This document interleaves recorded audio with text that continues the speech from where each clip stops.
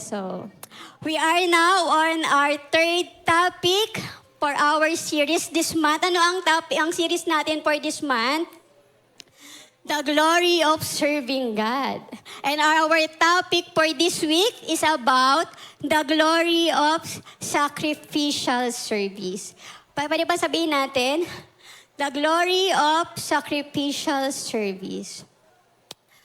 So let's start this message by defining the meaning of sacrifice. So what is sacrifice? Sacrifice means willingly giving up something valuable, such as your time, comfort, desires, resources, or even yourself, for a greater purpose, for someone else's good, or for God. In biblical sense po, sacrifice is not just about losing something. It is an act of love, worship, obedience, and devotions natin kay God. So, pwede bang sandaling ito, pikit po tayo lahat. Pikit tayo. So, yan. So, let's pause for a moment. So, let's think about those times na may sinasacrifice ka or yung moment na nag-decide ka to sacrifice something for someone. So, think about it. So, nakaisip na po tayo. It is not easy, tama po ba, na mag-sacrifice? Tama. To let go of someone you love. To give up something that's so precious, special, at mahalaga para sa inyo. Mahirap? So, let us open our eyes. So, now may I ask po, sino po sa atin ang naglilingkod kay Lord? So, pwede po kong makita yung mga kamay na magsasabi na mahirap ang maglingkod sa Panginoon. Hindi madali ang maglingkod sa Panginoon. So, what if sa paglilingkod mo sa Panginoon, kinailangan na mai-sacrifice ka? So, are you willing to do it? Are you willing to continue serving the Lord kahit na may sacrifices kailangang gawin? Ate Rich, di ba pwedeng maglingkod na lang na walang kasamang pag-sacrifice? So, in this topic, sasagutin natin yon. We will see kung bakit nga ba ang sacrifice is essential part ng paglilingkod natin sa ating Panginoon. So, let's see kung ano yung dahilan. So, why is sacrifice necessary in serving God?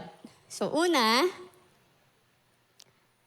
because Jesus sacrificed first. Pwede pabasa natin po? Because Jesus sacrificed first. Dahil si Jesus mismo ang ating halimbawa. Si Jesus ang pinakamagandang example ng sacrificial service. Iniwan niya ang kalawalhatian sa langit, bumaba sa lupa, nagkatawang tao para iligtas tayo sa ating mga kasalanan. Kaya bilang followers ni Jesus, tinatawag din niya tayo para maglingkod ng may self-denial. Ano daw yon? My self-denial. Sabi sa Luke 9 verse 23, if anyone would come after me, let him deny himself and take up his cross daily and follow me. So this is my favorite verse sa paglilingkod ko kay Lord. Lalo na pag dumarating na may kailangan akong i-sacrifice, ito yung pinapaalala sa akin ng Lord. So pangalawa po, because love always costs something. Because love always costs something. Dahil ang tunay na pag-ibig ay may kaakibat o kasamang sakripisyo. Naniniwala ba kayo doon na kapag mahal mo ang isang tao, willing kang magsakripisyo ng oras, ng effort, ng resources mo, at kahit yung comfort mo para sa kanya. Naniniwala kayo doon? So example, willing kang mag-antay sa kanya kahit ilang oras, kahit na habang naghihintay ka, pinapapa ka na ng lamok, makita at makasama mo lang siya. Nagawa? Nagawa, ni Pastor Jack daw. Kanino kaya? Tsaka lang.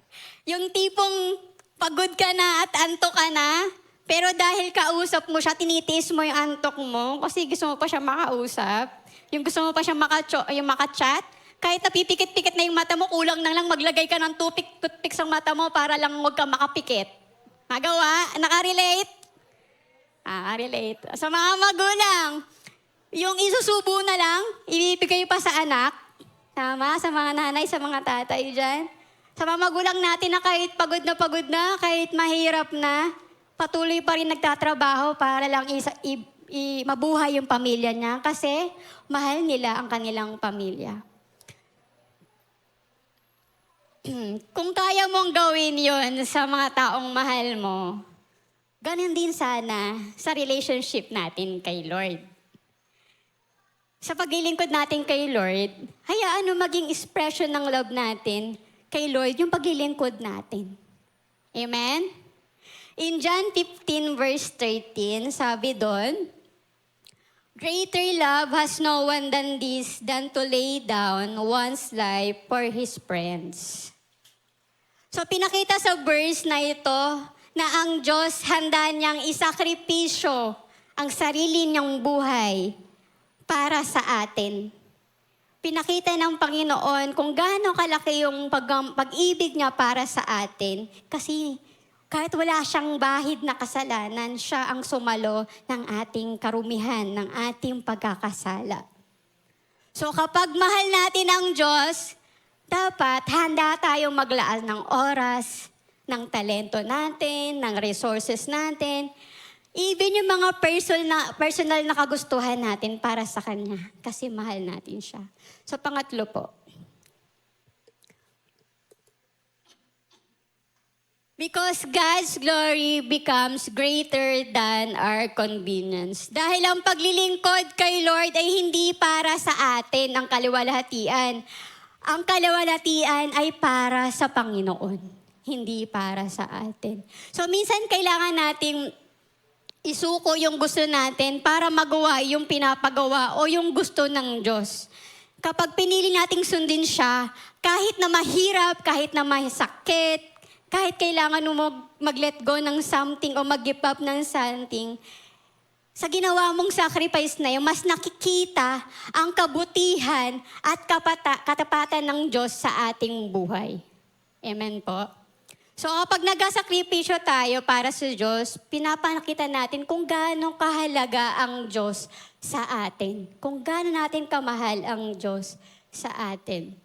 So sabi nga daw sa 1 Corinthians 10 verse 31, "Whatever you do, do all to the glory of God."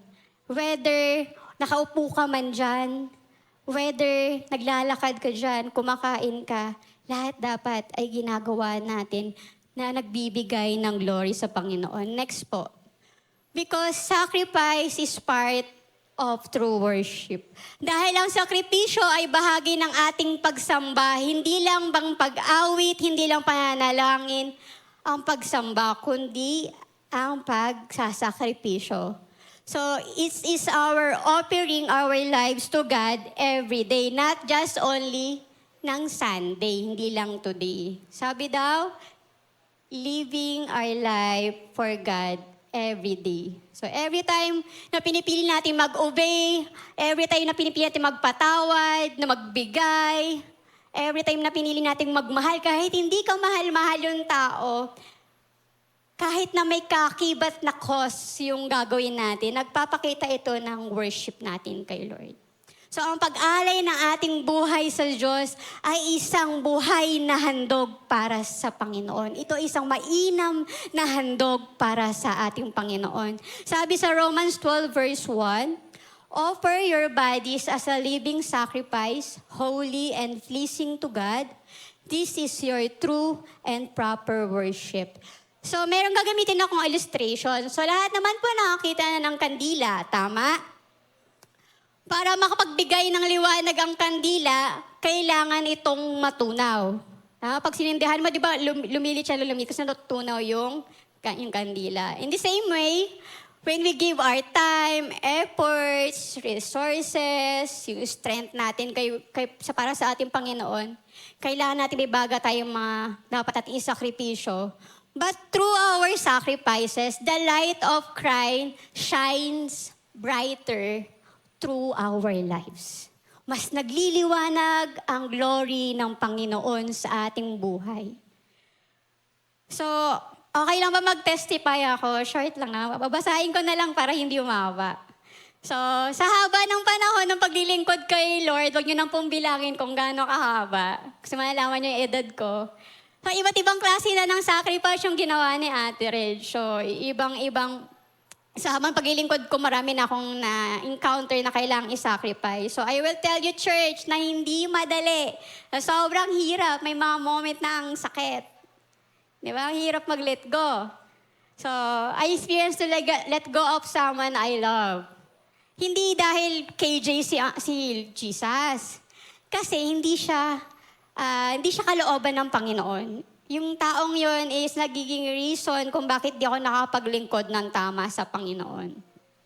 So kahit masakit, mahirap mag-let go, I decided na i-let go yung taong yun. So I experienced many times na i-sacrifice yung time ko, yung resources ko, even yung rest ko. Imbis na magpapahinga ka, kailangan mong pumunta ng campus, kailangan mong magbigay ng time sa mga disciples mo, magpa-family group ka, sa gawain ng Panginoon, na kahit walang tulog, ang mga workers ng church, so sobrang nabibless ako sa Panginoon na makita ko yung tong simbahan na ito na punong-puno ng manglilingkod ng Panginoon na handang mag-sacrifice. Kahit yung walang tulog, pupunta ng church ng maagang maaga, whole day pa sa church para lang maglingkod kay Lord. Kahit na itutulog na lang, pupunta yung mga campus ministers natin sa school para mag-campus, mag-share ng Word of God. Kahit napagod sila, kahit walang pahinga. Ay yung mga pastors natin, kahit marami silang kailangang gawin, marami sila sa plate nila, pero patuloy silang inuuna yung anong kailangan natin. Yung pangangailangan. At patuloy sila naglilingkod sa atin, naglilid sa atin kahit napagod na sila. Sobrang blessed tayo to have those workers and leaders na naglilingkod sa church na ito para sa ating Panginoon. So I also experienced giving up those something na pinahalagahan ko, yung precious, yung valuable sa akin, yung mahalaga sa akin, like my dreams, ambition, or yung career na gusto kong tahakin o gusto kong gawin. So, there's a moment during sa preparation ng topic na to. So, nagkaroon ako ng reflection. Sabi ko sa sarili ko, may one moment. Sabi ko sa sarili ko, napakiramdam ko hindi ako para sa work ko. Hindi ako para sa industry na meron ako right now. So, nasa po ako, BPO industry. So, industry na meron na kasi ako now, puro English. So, hindi magaling si ate doon. Hindi ako magaling mag-English eh. So, ayoko na English. So, ayun. So, hindi ko forte yung mga office work. So, para sa akin, parang ang hirap mag-excel. Paano ko mag-i-improve sa lugar na hindi ko man kaya?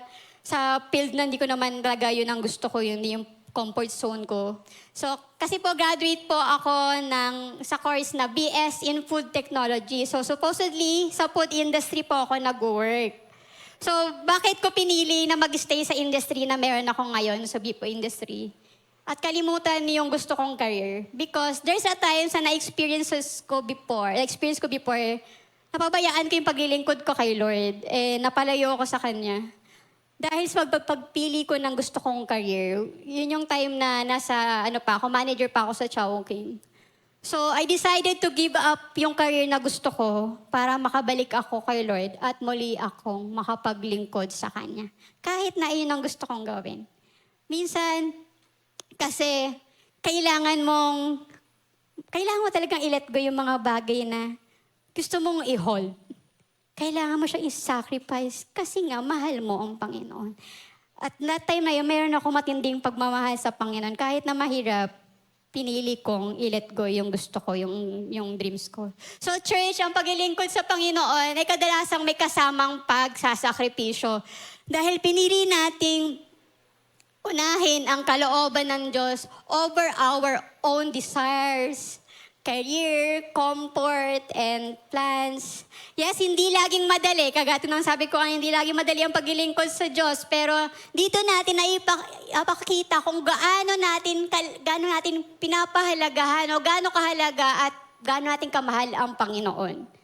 So isang magandang halimbawa nito ang kwento ng Mark 14 verse 3 to 9. So ito yung ating key verse. So ma-invite everyone to stand. Samahan niyo po ako magbasa ng ating key verse. So 1, 2, 3, go.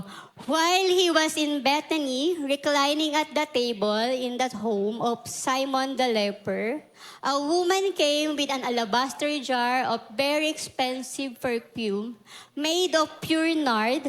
She broke the jar and poured the perfume on his head.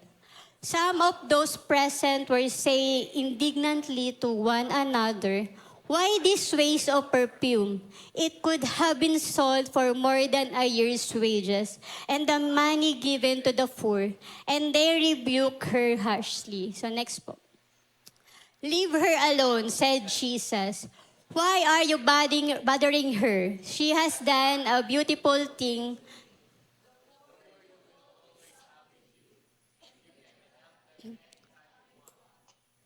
"You will not always have me."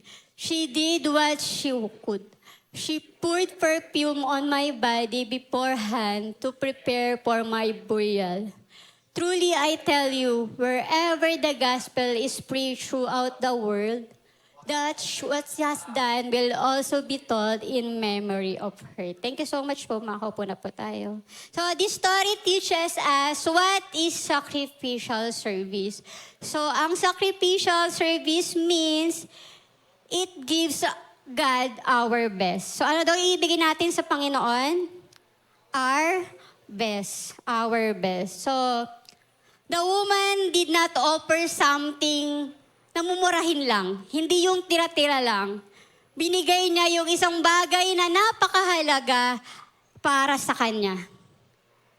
So ang sacrificial service ay pagbibigay sa Diyos ng ating oras, talento, resources at buong buhay na meron tayo. Ito ay pagbibigay ng ating best para kay Lord.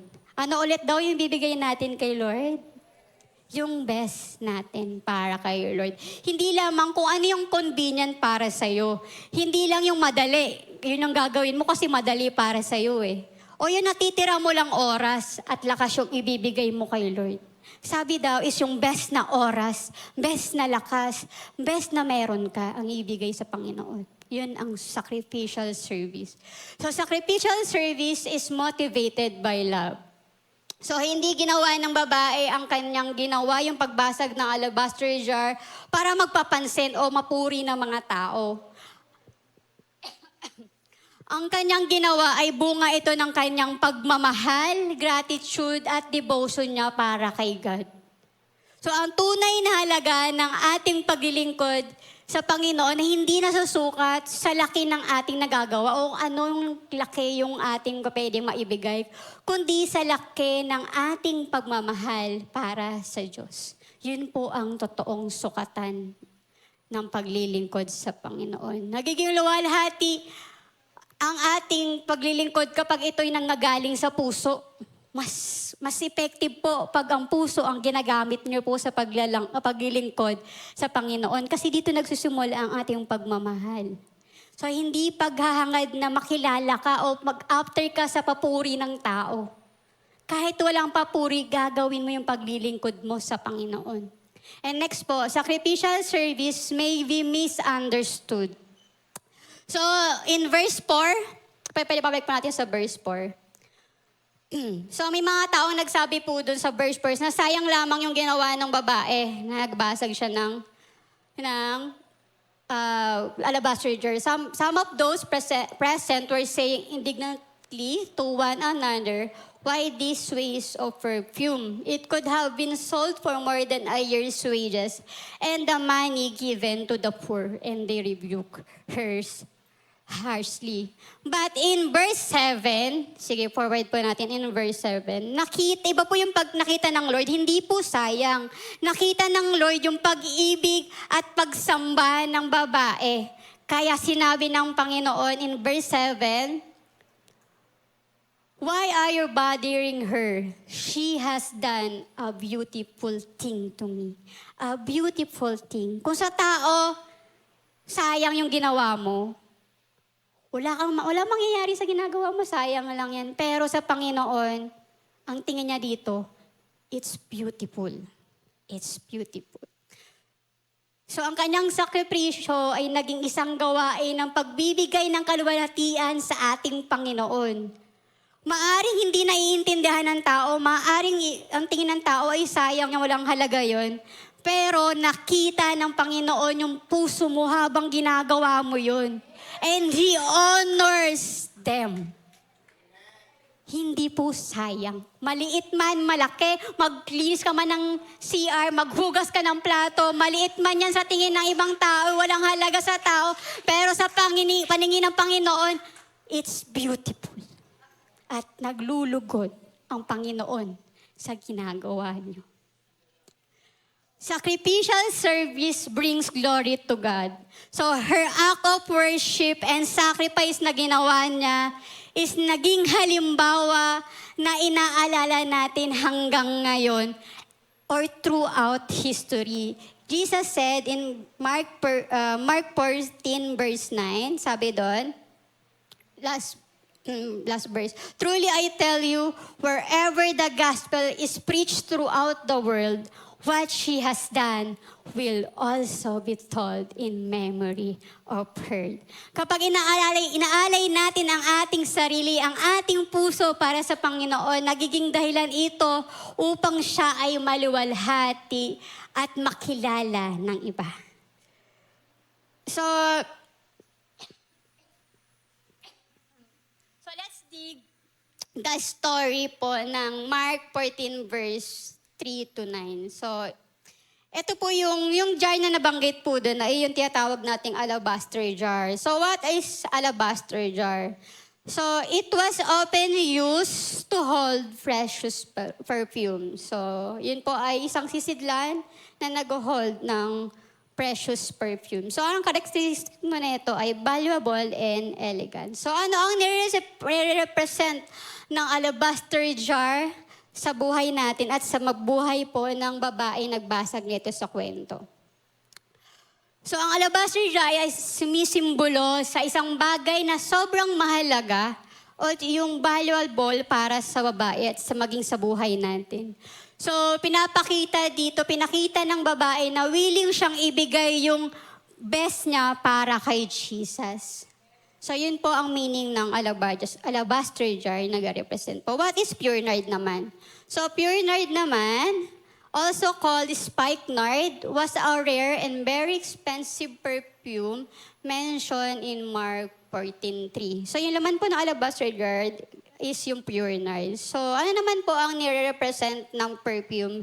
So, the perfume represents our worship, our adoration, our love, our devotion, our sacrifices, our service for God. Yun po ang nire-represent ng perfume sa kwento. So, bakit mahalaga? Bakit siya valuable? In Mark 14 verse 5, the people said the perfume could have been sold for more than 300 denarii, about a year's wages for a common laborer. So imagine someone today na pinupour out yung laman ng alabaster jar na may yung halaga ng pabango na yun na sobrang mahal. Mas mahal pa siya Chanel yung pabango. Something worth hundreds of thousands of pesos in a single act of worship. Imagine yan. Yung scenario na yan that will give us an idea yung magnitude ng sacrifices na ginawa ng babae na nagbasag ng alabaster jar para sa ating Panginoon. And why did the woman use pure nard on Jesus? So because ito po yung most valuable possession na meron siya. So right now, ano kaya yung valuable possession na meron ka?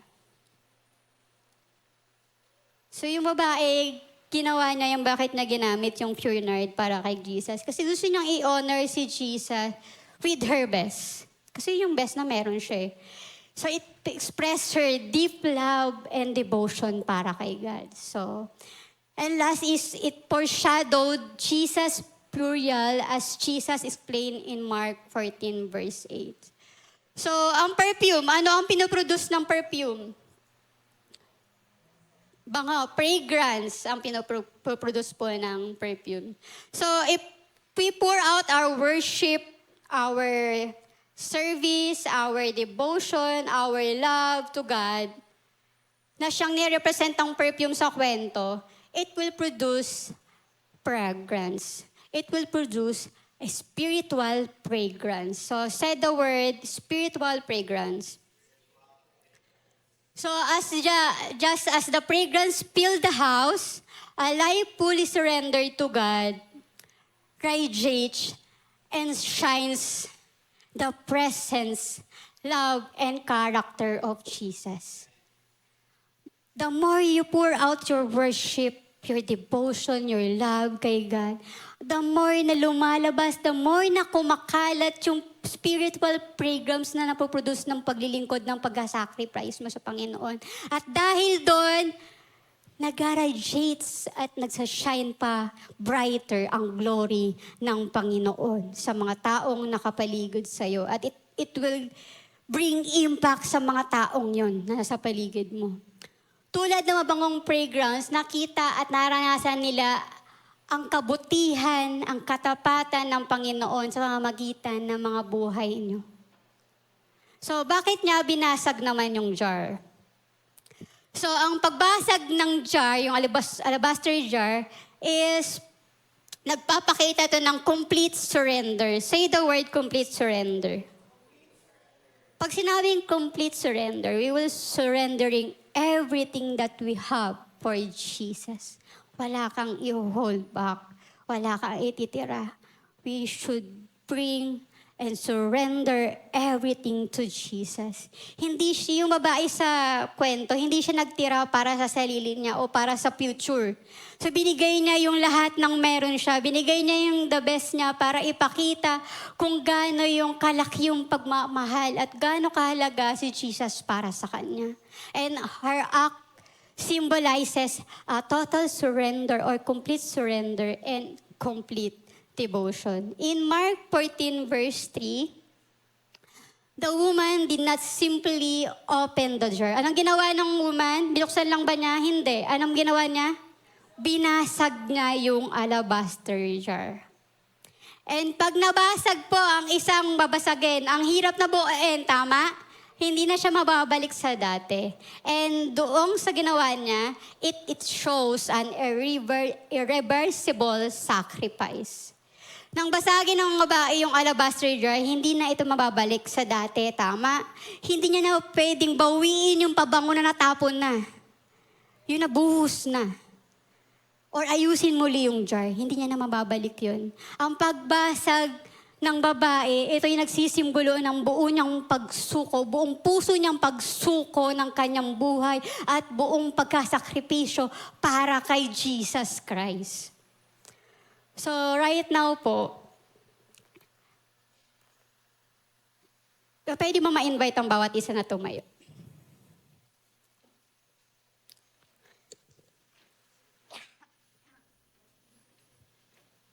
So I want to end sa sinabi ng Lord in Mark 14 verse 8. So yung last na slide.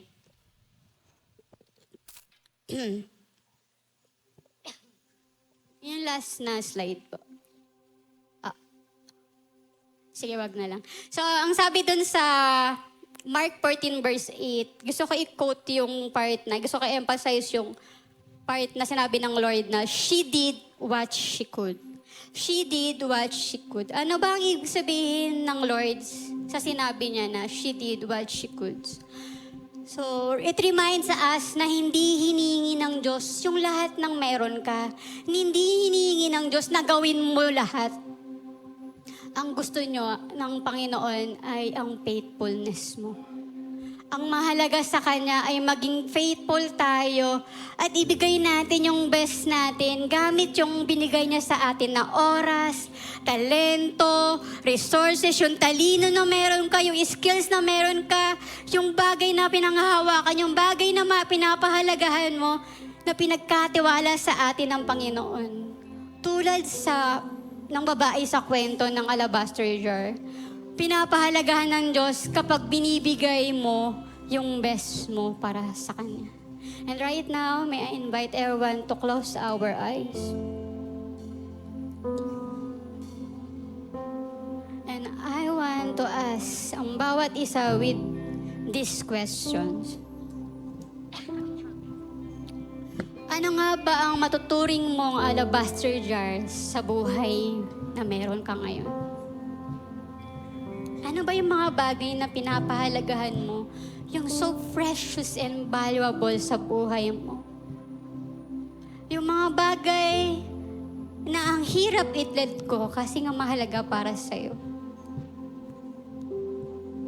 And right now, I want to ask you, are you willing din ba na basagin yung alabaster jar na meron ka sa buhay mo para sa ating Panginoon? Handa ka din bang isacrifice at ibigay yung mga halaga at valuable na bagay sa buhay mo para sa ating Panginoon? Kahit na mahirap, kahit na masakit, kaya mo pa rin bang gawin? Church, ang tunay na sacrificial service ay hindi nasusukat kung gaano karami ang ating tinatago para sa ating sarili, kundi kung gaano tayo kahandang magbigay para sa kalwalhatian ng Diyos. Ang glory of sacrificial service ay makikita pag we are willingly give our best para kay Jesus. Dahil sa ating pagmamahal sa Kanya, dahil mahalaga ang Panginoon para sa atin, na kahit na may kapalit na halaga, kahit hindi mo maintindihan, kahit di maiintindihan ng ibang tao, kahit ang tingin ng tao, sayang lang yan. Lagi mong iisipin kung paano ka tinitignan ng Panginoon. Those things, those small sacrificial na ginawa mo para sa ating Panginoon, hindi wala lang para sa Panginoon yun. It honors them. God honors them. Lahat yun hindi sayang sa paningin ng Panginoon. It's beautiful, sabi ng Lord. At ang glory of sacrificial service is not about kung ano yung ating sinusuko, kundi kung para kanino mo ginagawa yung sakripisyo na ginagawa mo. Kapag binigay natin yung best natin sa pasakripisyo natin para sa Panginoon, sa paglilingkod natin sa Panginoon, pinapakita natin na siya ang pinakamahalaga sa ating buhay. At sa pamagitan ng ating paglilingkod, nahayag ang kaluwalhatian ng Panginoon. At mas nakikita ng iba ang kanyang kabutihan, katapatan through our lives. Kaya hindi sayang yung sacrifice na ginagawa mo. Sa mahabang panahon, ilang beses ka nag-sacrifice, hindi yun sayang. Walang natapon. Lahat batid ng Panginoon. And before we worship the Lord, I want you to answer this question by using your heart. Are you willing to offer your life with all your heart, with all your mind, with all your strength, and with all your soul as a living sacrifice to God? Are you willing to surrender it again kahit paulit-ulit? Are you willing to surrender everything that you have for His glory? Because you want to bless Him, because you want to glorify His name, because you love Him, because you honor Him. Are you willing to be a living sacrifice for God? Romans 12 verse 1 says, offer your bodies as a living sacrifice, holy and pleasing to God. This is your true and proper worship. Let's worship the Lord.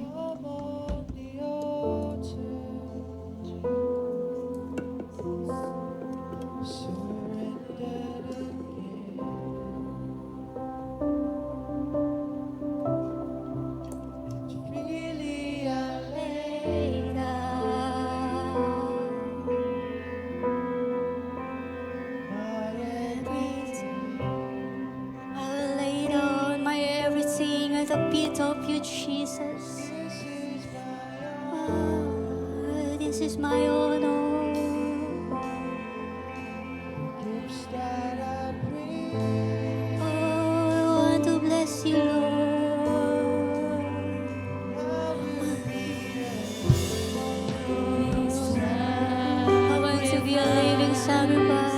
all my heart and All soul. my heart, all my mind, all my strength, and all my soul, oh God. For nothing less than all my life for Jesus Christ. For you alone. I just wanna bless you. Whatever it's been. Kahit mahirap, oh God. Kahit na masakit, oh God. Kahit nakakapagod, oh God. I will choose to sacrifice everything that we have. Everything that I have for you, Jesus.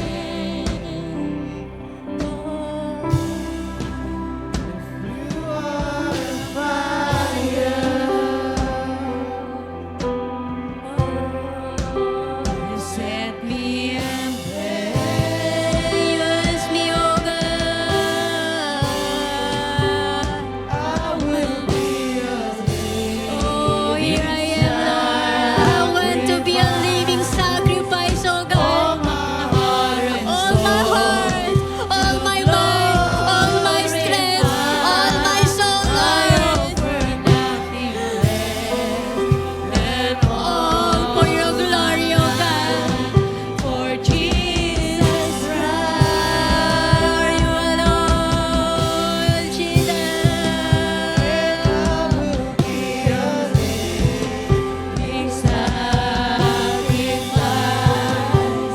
All my heart and soul to glorify. I offer nothing less than all my life to Jesus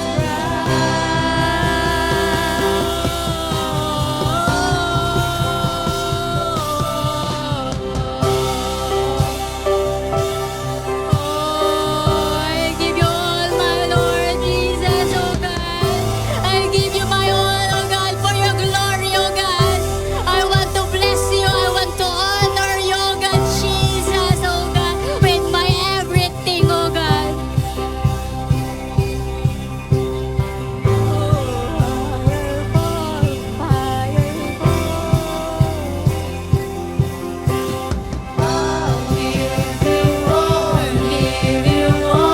all my worship, fire,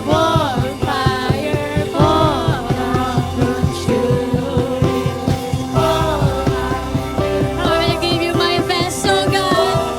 Oh, Jesus, I will give you my all, oh God. Because you deserve it, oh God.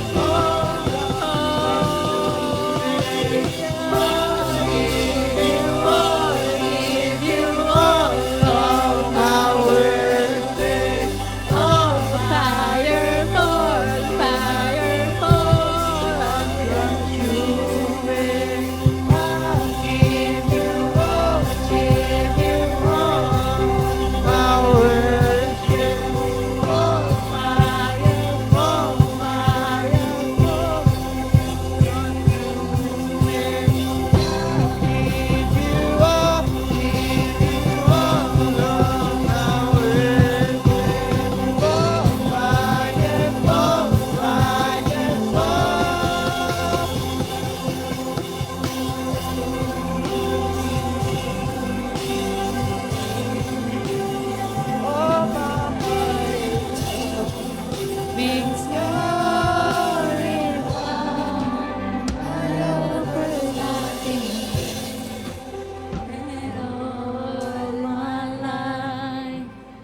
Jesus Christ. Lord,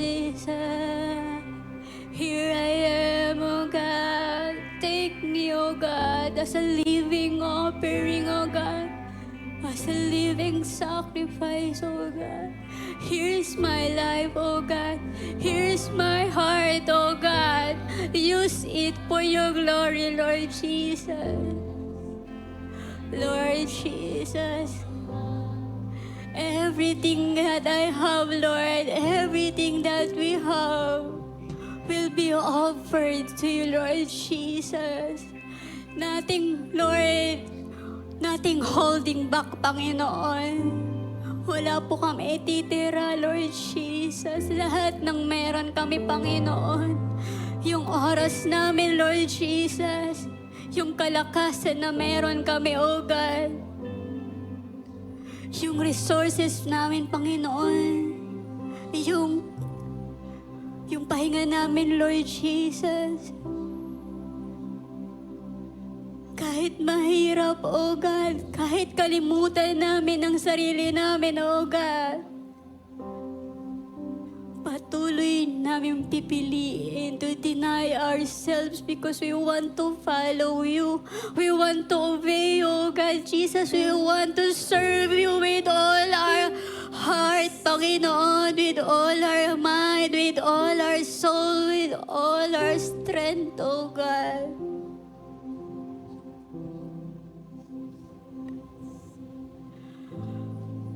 We will give you, Lord, just not 50% or 99% na meron kami, Lord. We will give you our 101%, Jesus, because you deserve it, Panginoon. We want to give our best offering to you, Lord Jesus. We want to sacrifice over and over again kahit na may kailangan kami i-let go, kahit na may kailangan kami i-give up na something that's so precious, special at mahalaga sa buhay namin, oh God. We want to give you all, Lord, that we have, Panginoon, because we want to bless you. We want to honor you. We want to glorify your name through our lives. Hayaan mo sa buhay namin, Panginoon, ay patuloy na mag-radiate, magsashine ang glory niyo, Panginoon, na patuloy na makita ng tao ang kabutihan, ang iyong katapatan, ang pagmamahal niyo para sa bawat isa through our lives.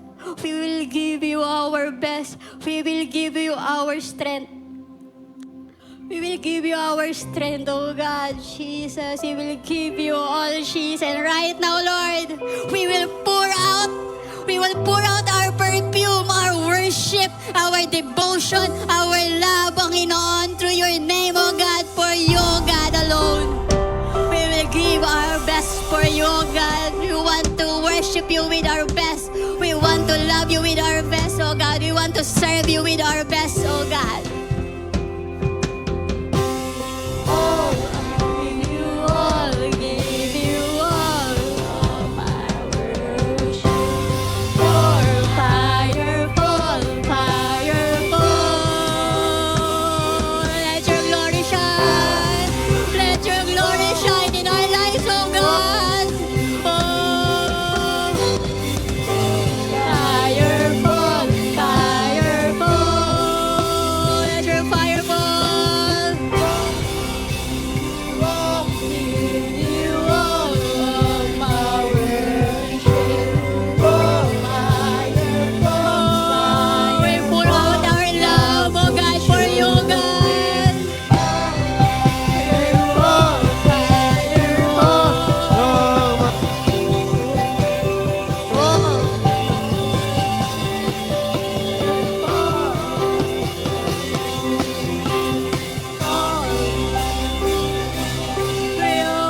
Pour out your worship to God right now.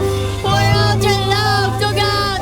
Pour out your best for God.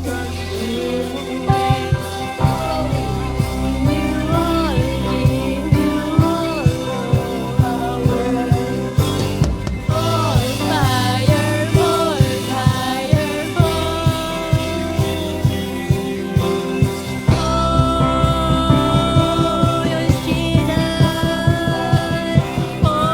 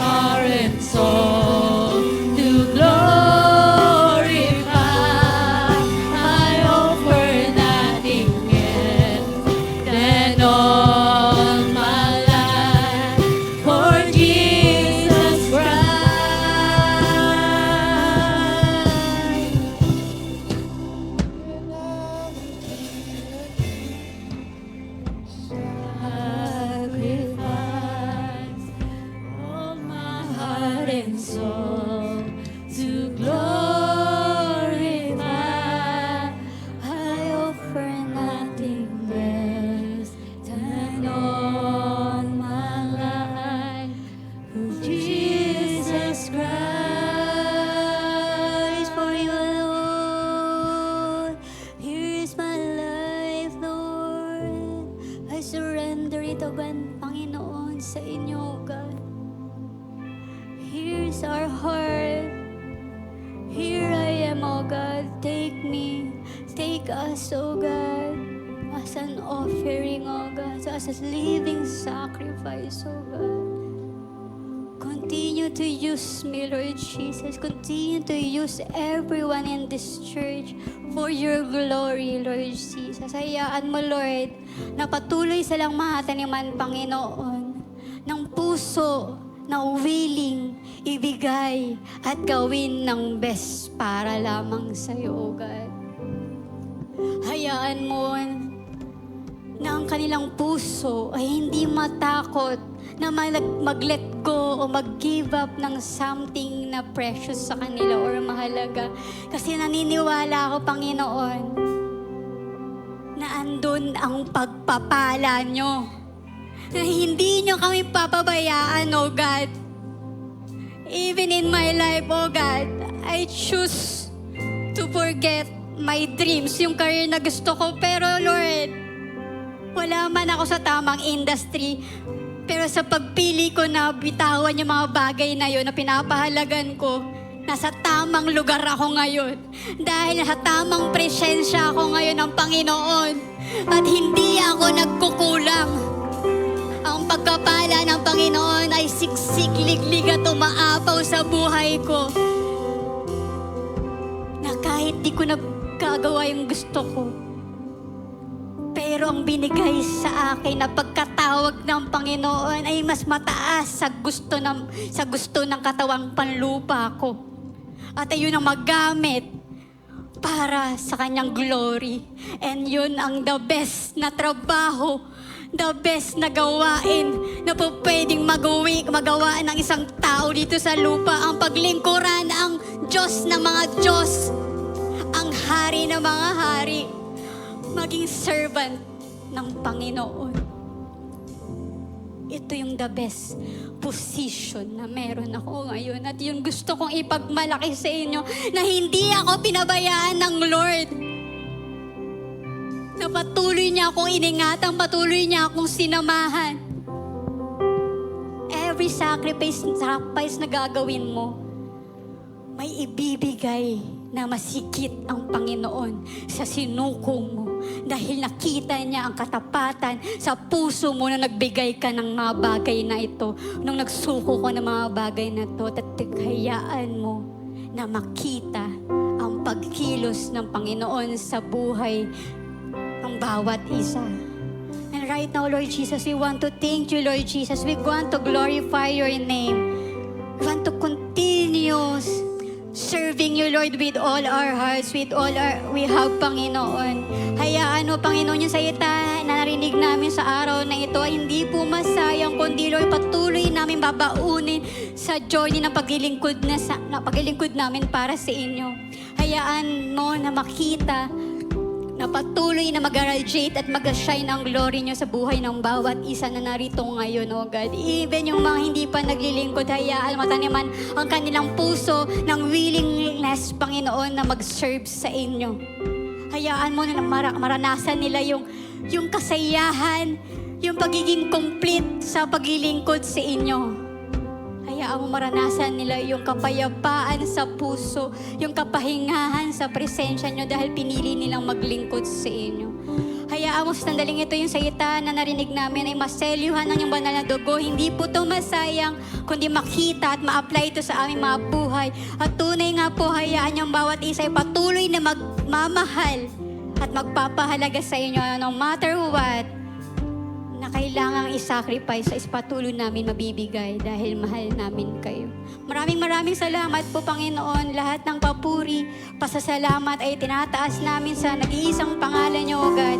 In Jesus' name, amen and amen. God bless.